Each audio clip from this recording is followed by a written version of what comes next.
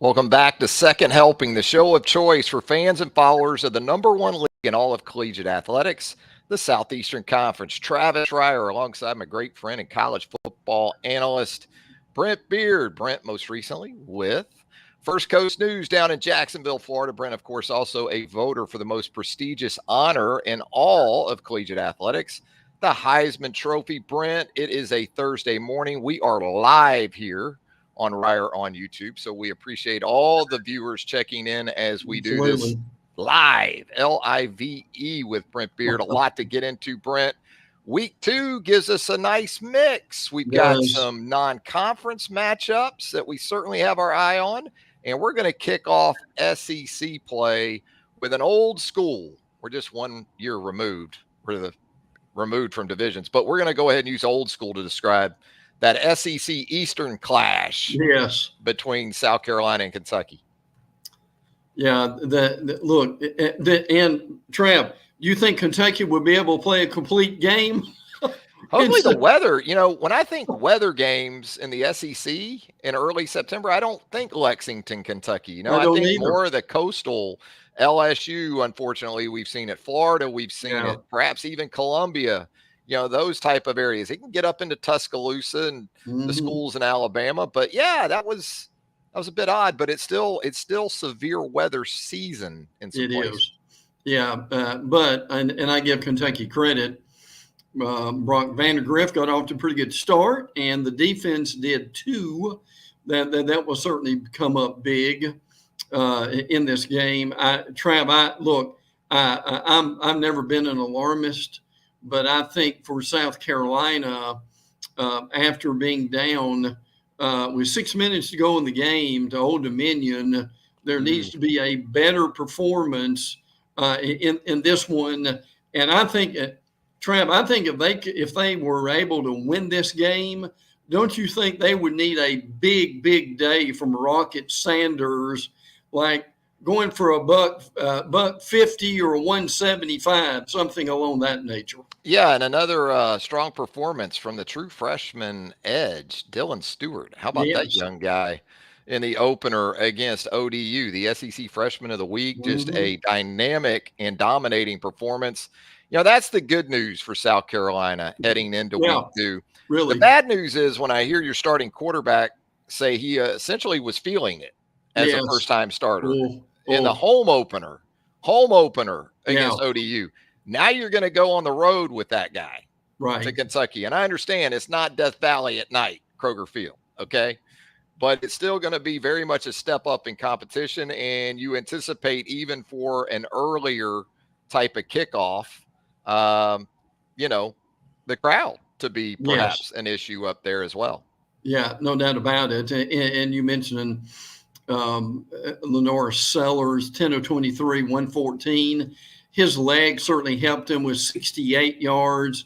They're going to need more of that. But, boy, I'm Travis, if you've got an anxious quarterback against that Kentucky defense, that's not a good combination, is it? No, and Kentucky actually had a couple of years where they weren't exactly Stoops-like, I would say, on the defensive side. But it appears as if they're kind of getting back to that standard. And then offensively, they've gotten the band back together. With some of that staff that they had in some of their better years under Mark Stoops. So none of that seems to bode well for the South Carolina Gamecocks heading up to Kroger Field on Saturday afternoon. That's a 3:30 kickoff, by the way. I believe that's ABC. It is. For South Carolina and Kentucky. So let's talk about, we'll get it started more with the early games on Saturday. What better place to start, Brent, than with Texas at Michigan, a top 10 matchup, big noon kickoff, Brent, on Fox Sports. So got that to look forward to. For Texas coming off a pretty impressive showing against Colorado State and Austin last week. Michigan a little bit up and down where you think about their opener post Jim Harbaugh there against Fresno State up in the Big House. So what are you thinking here? What's the one big thing that you're looking for from this one up in Ann Arbor on Saturday? I think can Texas defense confound whoever the Michigan quarterback is really going to be, and they are still, frankly, still trying to kind of figure that out at this point. That'd be a tough thing to have to figure out at this point too. And Donovan Edwards really struggled last week. And look, Michigan in that Fresno State game, Trav, I mean, with 11 minutes to go in the fourth quarter, they're only up 6 points. So it was a lot of trying to kind of feel things out at this point. I think so. So my thing would be more the Texas defense against whoever might be behind center, and we may see both these guys for the Michigan Wolverines. Crazy to think these two storied programs have only met once. That was in the 2005 Rose Bowl. It's insane, isn't it? Vince Young did Vince Young things in a 1 point Longhorn win over the Wolverines. Of course, that was a springboard of sorts for Texas to go on and win a national championship. This game to me feels a little bit like Texas, Alabama a year ago. Yep, good point. Because Texas on the road in a tough place at Bryant-Denny Stadium, but taking on a team that had question marks, a new quarterback situation unfolding a year ago with Jalen Milroe.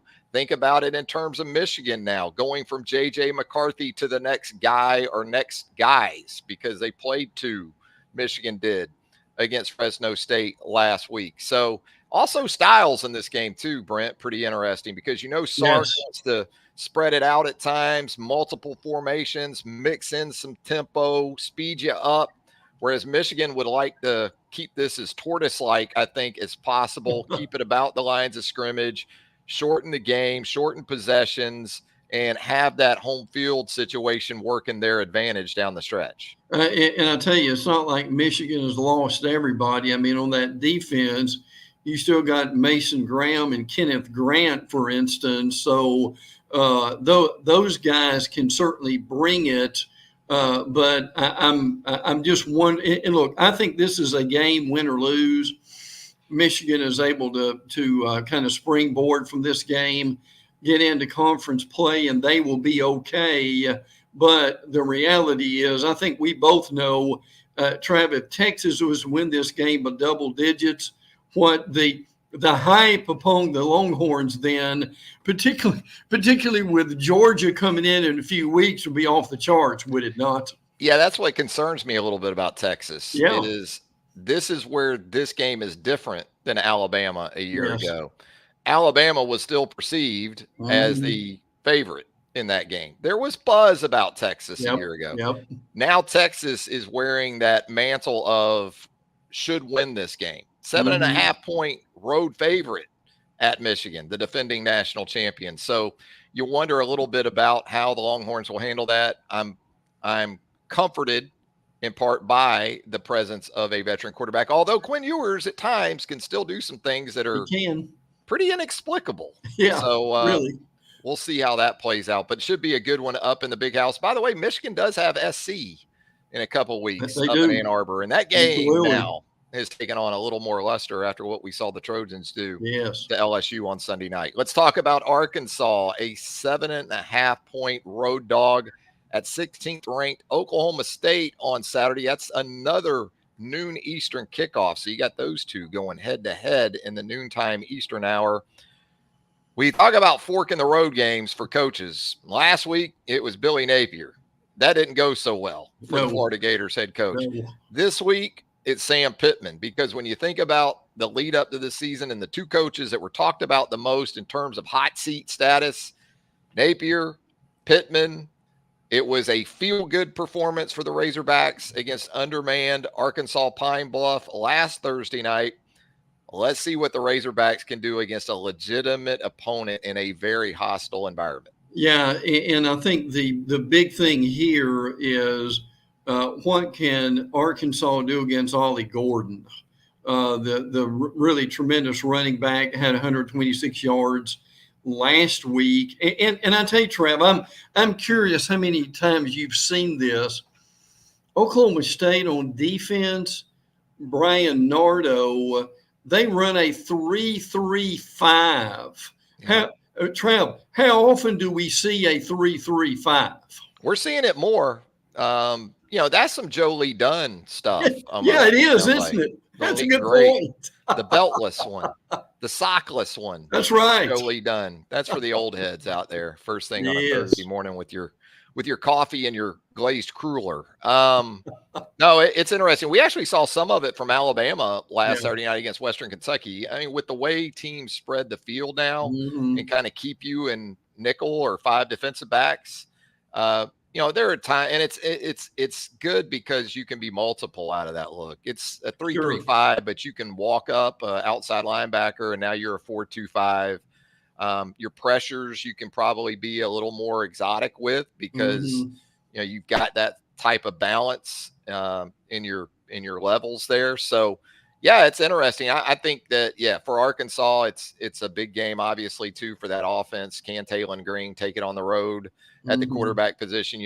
Bobby Petrino did not show much at all against Arkansas Pine Bluff, and Bobby can still get into his bag. And you know what we've got here too, Brent? We've got a good old fashioned Southwest Conference Big 8 challenge with Arkansas and Oklahoma State. Hogs actually lead this all-time series 29-14-1. My concern for Arkansas too is there's still some like residual angst on Oklahoma State's behalf about Texas and Oklahoma bolting for the Southeastern Conference. So boy, an opportunity at home to maybe do a number on an SEC opponent. Boy, that head coach, Mike Gundy, if that happens, what about that post-game press conference? If OSU puts a number on Arkansas Saturday. I think he'd have 3 or 4 very quotable lines in that situation. To your point, these two schools are only 2.5 hours away, and they haven't met since 1980. And Trev, another big deal here, Alex Bowman in his 7th year as quarterback for Oklahoma State. So that experience means something. Yeah, he's got an NIL with AARP at this point. I think he's got a deal. He really does. What about McNeese State at Texas A&M on Saturday early? Boy, the Aggies, you talk about in need of a feel-good performance after that showing against Notre Dame, especially on the offensive side of the ball and specifically where the quarterback position is concerned. Boy. No question about that. Connor Weigman, 12 of 29, 100 yards, 2 picks. Certainly he didn't feel well in that game, and that was pretty obvious for folks who watched it. And their receivers have struggled. This befuddles me, frankly, all in all, of when of as many good receivers, Anaya Smith, Moose Muhammad, and so forth. I know Moose is still around, but the reality of that is, frankly, yes, and the offensive line has struggled. I mean, defensively, they were in the game. A&M was against Notre Dame. I give Notre Dame credit for being able to pull that out with their defense and running game. But, even though Mike Elko is a defensive guy, that they've got a lot to work out on the other side of the ball over the next few weeks. Yeah, the Notre Dame game felt like the kind of game Mike Elko is comfortable with as a defensive guy. The problem is Notre Dame's also comfortable with that kind of game. Very much. Yes. To get Notre Dame out of their comfort level, you've got to be far better on the offensive side and in the passing game. And also, look, if you're A&M, if there was this bit of good news to come from Saturday in general, it's the performance by the Florida defense against Miami. And you see the Gators coming up in a couple of Saturdays down in Gainesville. We won't get ahead of ourselves. So Tex Tider checking in here live with us, Brent. How about that? Tex, a loyal viewer and listener of both the YouTube program. And by the way, the show does archive podcast with us on Apple podcast and other outlets as well. Tex, how you doing? And by the way, if you haven't subscribed to our YouTube channel right here, go ahead and hit that subscribe button right now. You'll also see that notifications bell. hit that while you're at it. That way you're alerted to all of our content as it drops right here on Reier on YouTube.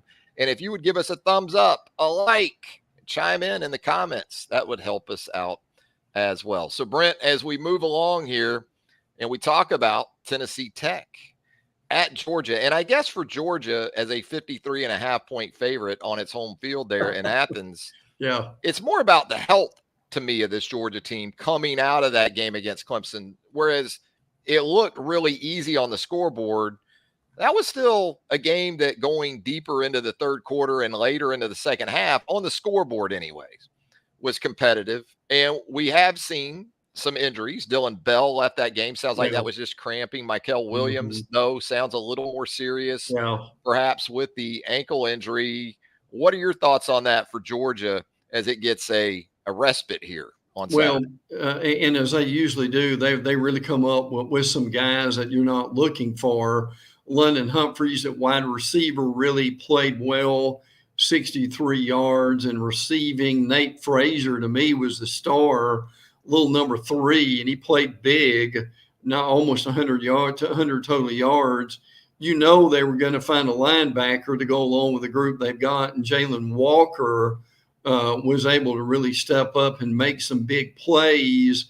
But now, being a Nick Saban disciple, and you and I both very much aware of Georgia, Kentucky next week, if I'm the Georgia media, well, I don't think I would make any kind of Trev. I wouldn't make any kind of remarks about looking ahead to Kentucky. Would you? Well, especially since Kirby was on that 2011 Alabama staff that gave up 300 plus rushing yards to Georgia Southern that ultimately led to one of the greatest Saban rants in his time at Alabama, the 10-horn rant, as you might recall. So, there's a lot of, there's always Saban that you can pick up in Kirby, and this week will be no different. But yeah, the health of this Georgia team as it gets ready for that road trip to Kentucky.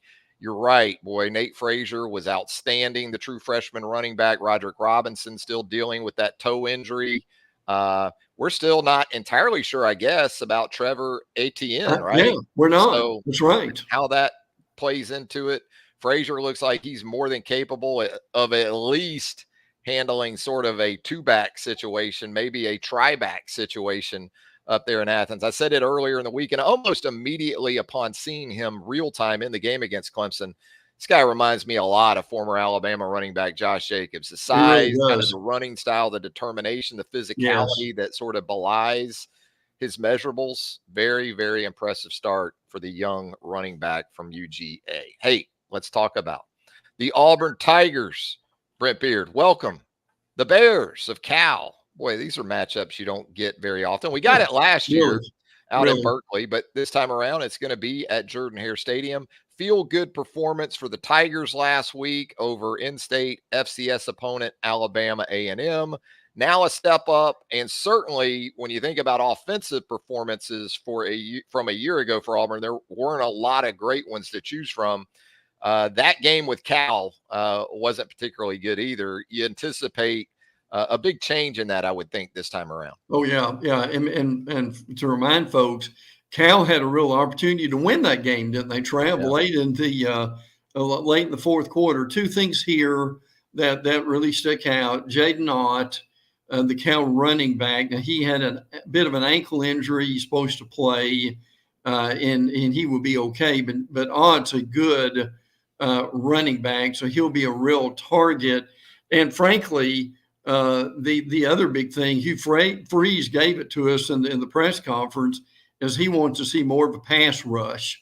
So, but I think what you hear from the Auburn media is frankly they're being impressed with this Auburn defense, and that's the thing that Auburn's going to have to need, especially in the month of October when they are not at home. But I still think Auburn wins this game fairly comfortably. Peyton Thorne continues to play well, but a pass rush and stopping Ott are paramount for the Tigers on Saturday. Yeah, Auburn offense far more balanced in terms of explosive play capability. compared to a year ago. It was gnashing of teeth on just about every Yes. possession for Auburn in 2023. I think there's going to be more in the way of perceived easy scores, easy Yeah. touches with these newcomers at wide receiver, 3 or 4 of those to go along with the situation at running back. With you on the defense, I know there's a lot of talk about pass rush and those type of things. I know they're talented on the back end, but I want to see how that continues to tie Yes. in, Yes. because there are some important pieces that Auburn had to replace there in that defensive backfield. Let's keep it moving. Middle Tennessee at number 6, Ole Miss. The Rebels, once again, 40-plus point favorite, this time over a group of 4 opponent at Vaught Hemingway Stadium on Saturday. You know, when I think about a big thing for Ole Miss in a game like this,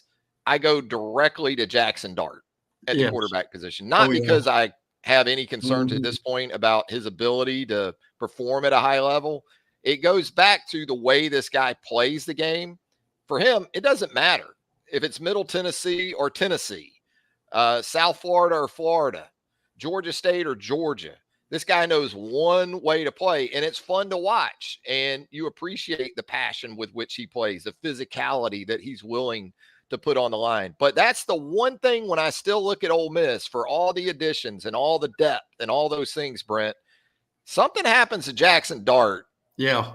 it's not going to be seamless going No. to the next guy. No. And listen, these numbers, and again, we understand Mercer, but I mean, when you throw for 418 yards and 5 touchdowns in the first half, I mean, that if that's against the neighborhood kids, that's pretty important, much less against another football team. So, no, and again, Ole Miss really getting tune-ups early. Their September schedule, like Missouri, is really going to help them with that. But again, Trev, I really can't get away from this. I'm as more important and impressed in that 76-0 with that 0 again than I am the 76. And I know you covered Pete Golding for years when he was in Alabama, and that is the group, Trev. That's the group that I'm more interested in anything else to see how they're going to continue to mature. Yeah, there are certainly bigger stakes on the horizon, but they're still a little ways off. So that is of the benefit to Ole Miss. It is a talented allotment of newcomers that they have added, Yes. but there's still some continuity and some adaptation, assimilation that's taking place. And this stretch kind of gives Ole Miss that needed time to make that happen. Let's talk about South Florida at number 4, Alabama.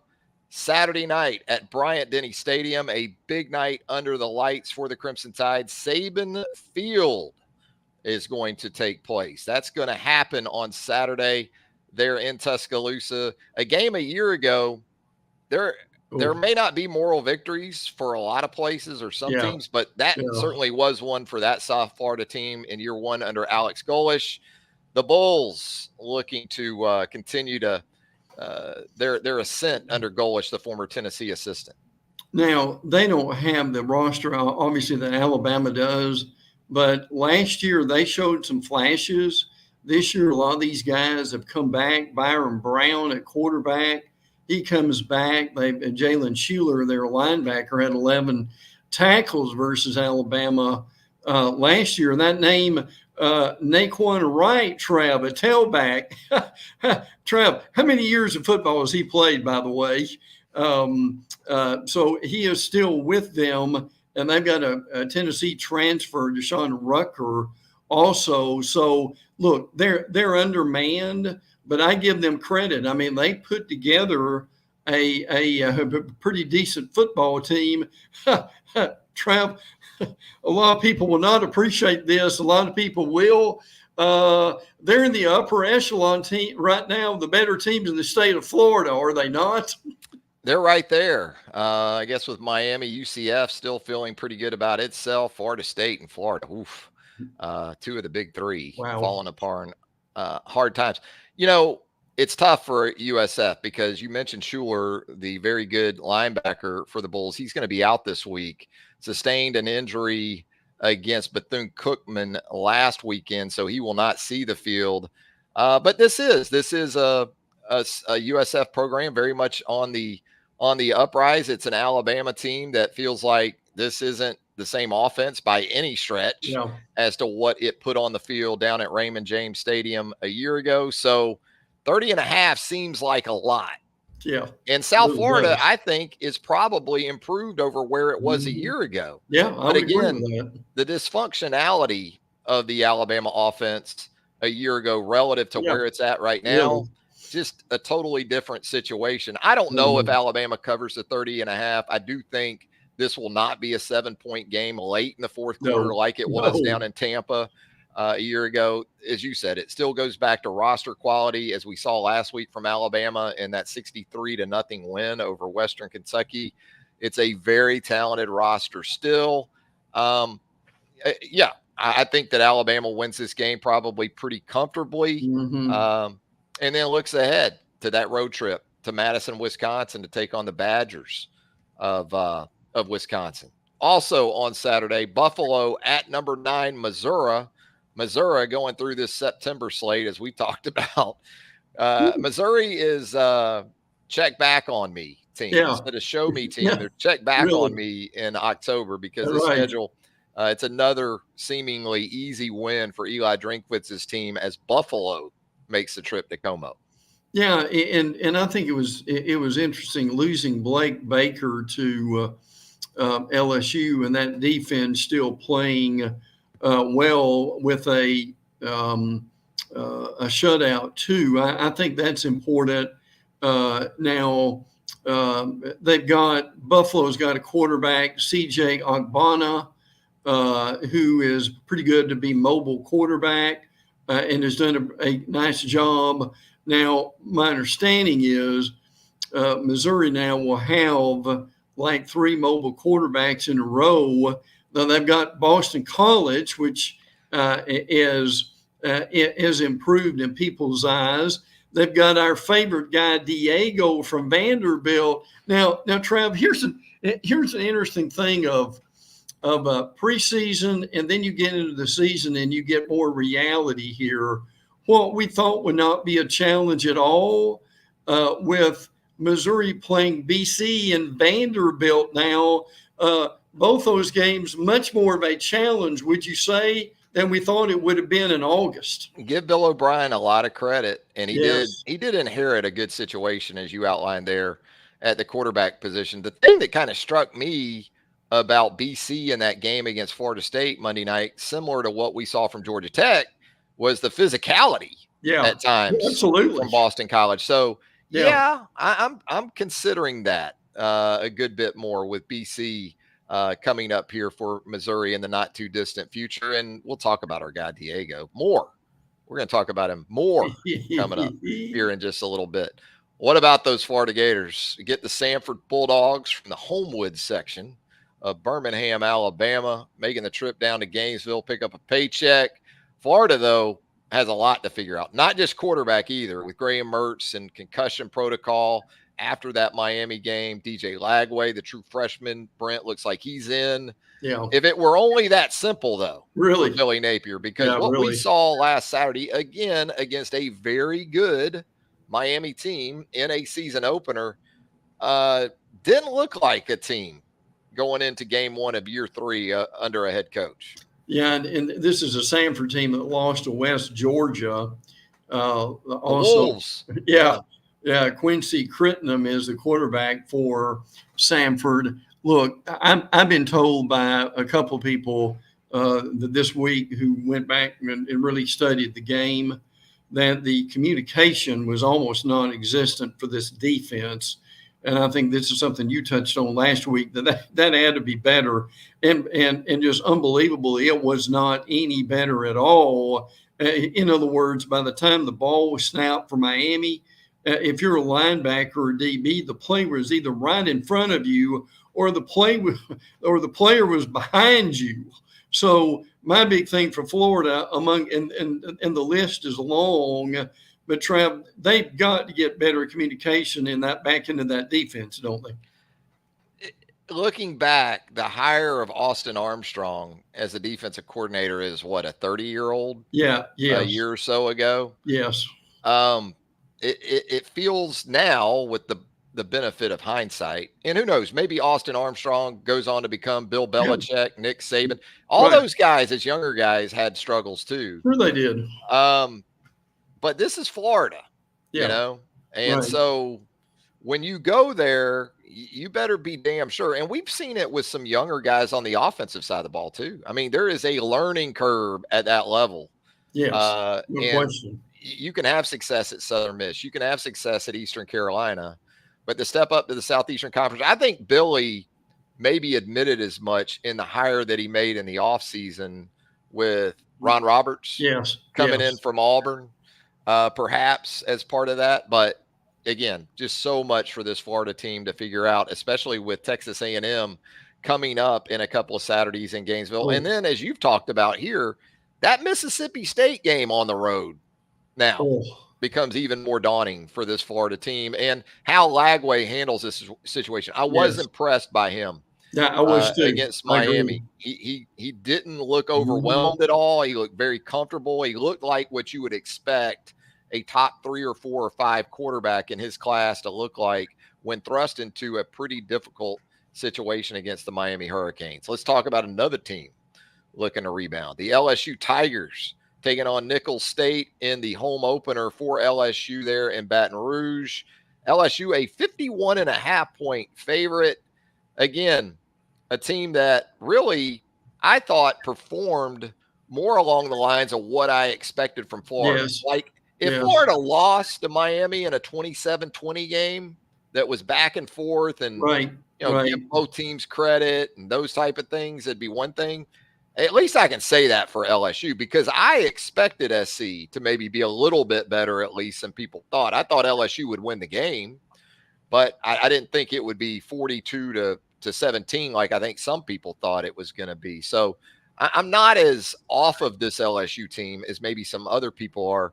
Where do you kind of sit with this? Is that the Tigers get a break here before jumping into SEC play? Yeah, I thought they played a good game. I mean, when they got ahead 17-13, Trav, I didn't think it was over, but I thought they really had the advantage. But they got complacent at that point, and man, oh man, we got a feel for John Emery.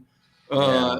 Tears the knee in practice on Tuesday, so he is out for the year. So they've got Josh Williams, a 6-year senior, Caleb Jackson, a sophomore, and Caden Durham, who's a freshman. Now, Trey Hawley, the redshirt freshman, is still suspended in relation to a shooting incident. So they are low as far as depth, as far as running back is concerned. I thought they played much better defensively. I give Blake Baker credit for that. They did get gashed at times in the fourth quarter. I think they'll learn from that. And Garrett Nussmeier got criticism. I guess, but I mean, 29 of 38 and 2 scores. I frankly thought he did okay. And Trev, as you and I talked about earlier in the week, hopefully one Brian Kelly's a little cooler right now than he was after that press conference that surprised a lot of teams how he went off on his team. Well, it was. I don't know if it was surprising or not. We've heard that from Kelly in some previous instances too. I think after tough losses, but yeah, I think one of the surprising things, and I think maybe this could end up being a good thing for LSU, big picture wise, is that offensive line got humbled a little It bit. did. It sure did. Myself, a lot of people went into that game thinking if LSU has a 17-13 lead in the fourth quarter or later in the second half, Mm-hmm. that group with that run game will put things away. That did not Yes. happen. No. And really, No. LSU up front didn't control things throughout the game at any point. Now, Emory had a stretch, and that's what makes his situation even more discouraging and disappointing for him, is that we were finally starting to see that John Emory, who we had Right. heard about for 4 or 5 years, it seemed like.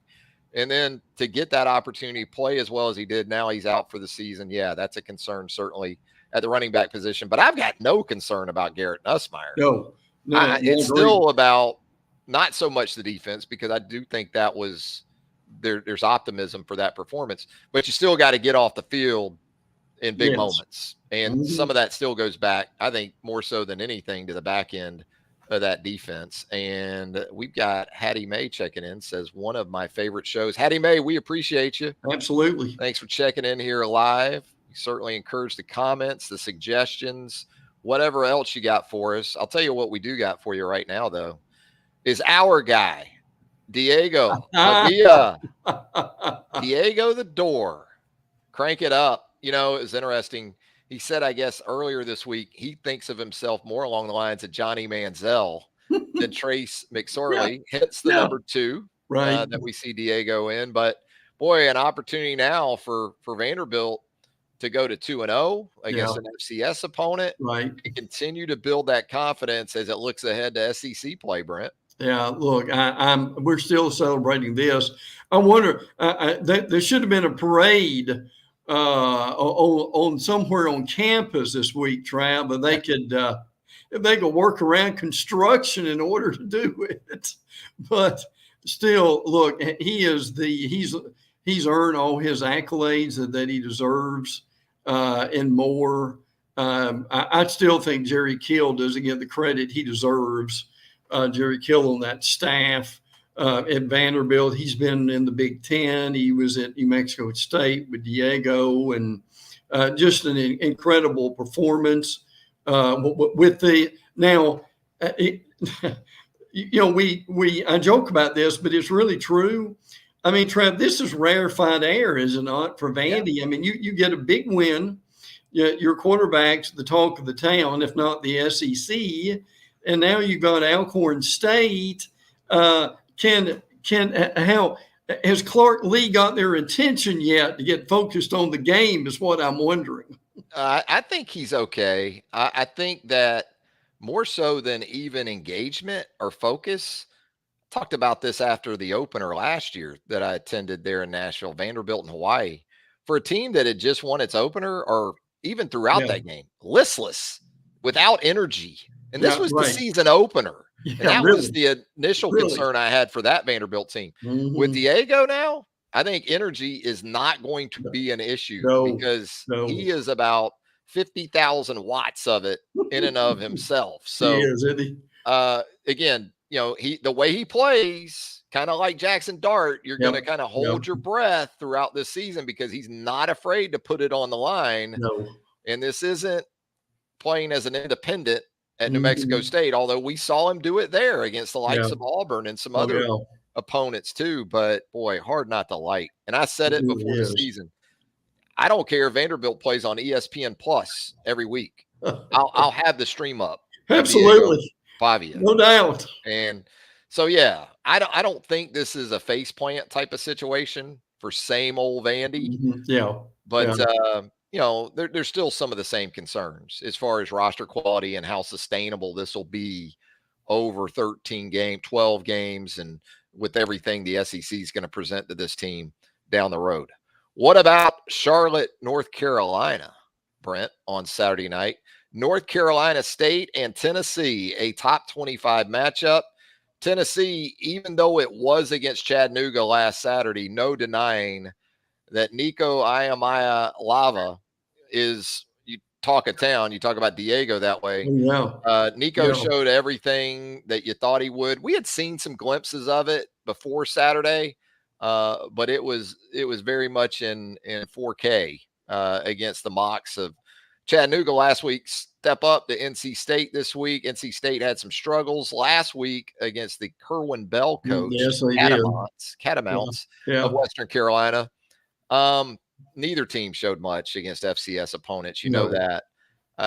Tennessee with a big opportunity here on a big stage, or a bigger stage anyway, to kind of continue to build that momentum and try to keep us looking ahead to that road trip to Norman in a couple weeks. Yeah, and that's going to take all the attention in a couple of weeks. Josh Heupel going home. Grayson McCall is a guy that's pretty good, that NC State quarterback, 3 touchdowns. Jordan Rogers ran for a couple. Josh Heupel this week talked about NC State's kick returner, Hollywood Smothers. That's a great name, isn't it, Trav? And also Kevin Concepcion, too. But, the thing, and you've called attention to this, and I a few weeks ago, and I paid more attention to this. Everybody loves Nico, and I get that. But I still think if they're going to really be who they want to be, they've got to still run the ball. And Dylan Sampson is more of a weapon. And you mentioned him that people really are realizing at this point. So I think this is going to be fascinating. I'm not worried about him throwing the ball right now, Trav. I think quarterback receivers are fine, but they could be another dimension if they can really crank up that running game, similar to what they did last year. Yeah, I don't know if they have the depth right now like they had with Jalen Wright and Jabari Small and those guys. But yeah, Dylan Sampson as a top of the line featured type of back in this offense can certainly get the job done. I like Tennessee in Charlotte. Again, I think it'll probably be by more than 8 as well. Mm-hmm. I know there are still some concerns we talked about on the back end of that Tennessee defense. That's kind of an evergreen situation. You can talk about that just about every year and be right. But it sounds like Boo Carter, the young player back there in that secondary, Tennessee likes a lot and can make a real difference here in helping to bolster things on the back end. So let's talk about Houston at the aforementioned Oklahoma Sooners. Oklahoma 29-point favorite. And boy, after seeing Houston against UNLV last week, that number seems a little low. But really? That's why they never turn the lights out in Vegas either, though, Brent. Because of lines like this, you go, oh man, boy, Houston was terrible. They really were. And Willie Fitz's debut against Barry Odom and the running Rebels of UNLV, and then something happens that you don't expect. But yeah, Oklahoma with another chance here to continue to ramp up. Tulane coming up next, and then as we know, the big opener in SEC play with Tennessee. Yeah, and I'm a little surprised with Houston. Look, I like Willie Fritz, and I think eventually he will be okay. A 20-point loss to UNLV. Ooh, Dana Holgerson was kind of like Dan Mullen when it came to recruiting. Good. Well said. Yes. Smartest guy in the room syndrome. I am an offensive genius, and you can just give me 22 guys, and I'll coach them up. Well, going into the Big 12, even without Texas and Oklahoma, that wasn't going to work. So I think that's kind of where Willie's at in terms of what he inherited. Yeah, absolutely. I mean, their leading rusher, Houston's had 17 yards. So difficult day. Now, Oklahoma's not you can't bring on them too much when you're 0 for 10 on third down. Yeah. So that needs some work. The defense is stepping up. 6 takeaways. Gotta like that. So, and Jackson Arnold looked better. So good for them. And they should have an easy win with Houston, I would think. But there are tougher things on the horizon. There are, and you mentioned the 0 for 10 on thirds. The way you can offset that's with explosive plays. Yeah. And Oklahoma with this offense still going to be able to do that, you would think. Let's get into, boy, this would have been Pac-12 after dark. It would have been, wouldn't it? Brent. I guess now it's Big 12 after dark with Arizona State hosting the Bulldogs of Mississippi State. That's a 10:30 Eastern kickoff on Saturday night that we will all be glued to. I can all but guarantee you that. The Bulldogs with one of those feel-good performances against Eastern Kentucky and Starkville last week. This is an Arizona State team under Kenny Dillingham. You expect the offense to be a strength. I think maybe in some ways a little bit of a surprise in the starting quarterback situation for Arizona State. Maybe not. Sam Leavitt, the Michigan State transfer, is the guy for the Sun Devils. So you got a couple of Michigan State transfers. Yeah, sure do. Peyton Thorne and Sam Leavitt moving on to other Power Fives to take on starting gigs. What about Blake Shapen in this situation? You got to like him. Oh, yeah. Not necessarily experienced at Mississippi State, but this guy coming from Baylor played a lot of football. He did. 250 yards, basically throwing the ball, 3 touchdowns, 0 picks, which is the biggest number of all. Ran a little bit, 2. That was impressive. And Arizona State beat Wyoming. Rushed. How about this? Rushed for 241 and held Wyoming to 118 total yards. So that was quite impressive. Now State needs to be able to run the ball better. They probably miss Woody Marks, don't they, Trav, at USC now? Yeah. Oh, yeah. They had 3 backs that ran for 100 yards. Think they will be okay. To me, the big question with this is, Trav, the game starting at 10:30. I'm thinking about Pops after that Gator game. Will he have a little bit of pep in his step, or will he be so frustrated and have given up that at 10:30 he's watching Gunsmoke reruns? Yeah, that's the thing. I don't even know if it matters. I think Pops is just at that point as he I think he's approaching 76, 77 years old. He's going to watch the shoot 'em ups. He's going to watch the cowboy shows. So that probably doesn't matter. But, I was looking at this for Arizona State. I was looking at the Arizona State roster earlier today.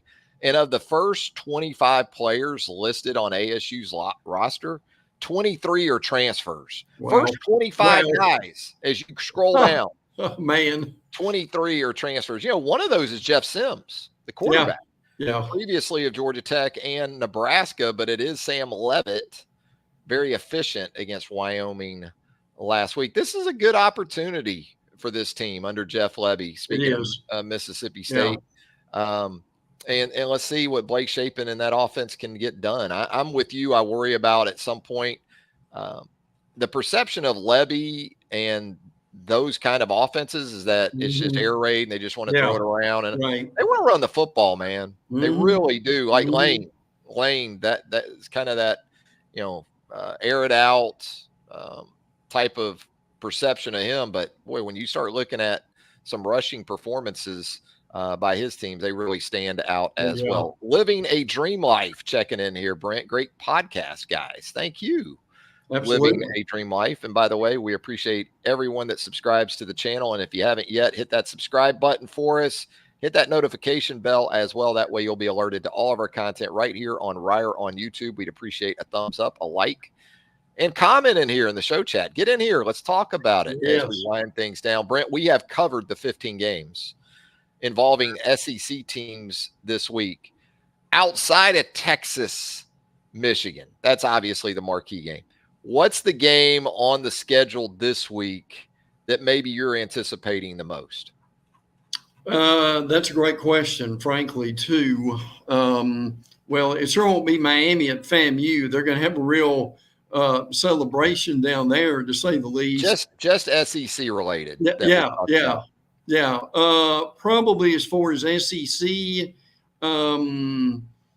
I'm really curious about this Arkansas Oklahoma State game. Yeah. And where that goes, because if look on the road, if the Hogs were able to win that game and look sharp offensively, there may be a parade for Bobby Petrino when they got back on Saturday night.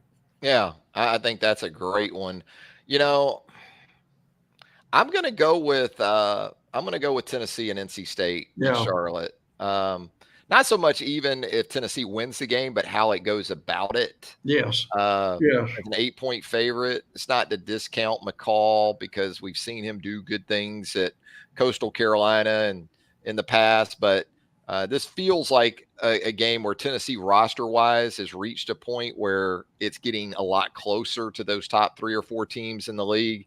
And I think this is a game early in the season where we can maybe validate that, or perhaps it's open-ended and something we have to continue to revisit with Josh Heupel's team. Well, Brent, as always, appreciate it. Always great insight for us here on Second Helping. Always a lot of fun. We'll have reaction coming up early next week. We know that'll be a lot of fun too. Yes, absolutely. Trav, always enjoy it, bud. Have a great weekend. Enjoy the games, and really excited for you and how the Travis Reier YouTube channel is growing by leaps and bounds. Well, it only happens because of people like you and, of course, our viewers. So that's where the thanks start first and foremost, but having a lot of fun with it. And certainly, again, appreciate everyone for tuning in and listening as well. And with that, for Brent Beaird, Travis Reier, thanking you once again. And until next time, so long, everybody.